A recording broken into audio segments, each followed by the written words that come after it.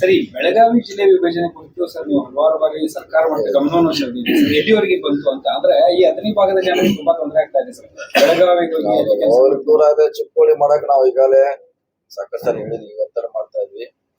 ಆದಷ್ಟು ಬೇಗ ಆಗ್ಬೇಕಂತ ನಮ್ದಿದೆ. ನೋಡೋಣ, ಅದಕ್ಕೆಲ್ಲ ಕಾಲ ಕೂಡಿ ಬರಬೇಕು. ಎಲ್ಲ ಫೈನಾನ್ಸಿಯಲಿ ಕೂಡ ನೋಡಬೇಕು, ರಾಜಕೀಯ ಡಿಸಿಷನ್ ಕೂಡ ಆಗ್ಬೇಕಂದ್ರೆ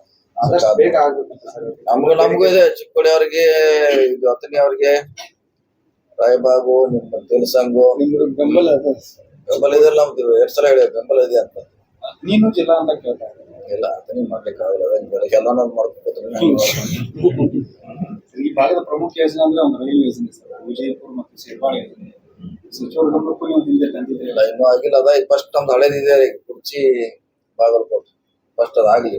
ಸಂಸದರ ಗಮನಕ್ಕೂ ತಂದಿದೆ ಸರ್. ಅದಾದ್ಮೇಲೆ ಇದನ್ನ ಸಂಸದರ ಸೇಡ್ಬಾಳು, ಬಿಜಾಪುರ ಅಲ್ಲ,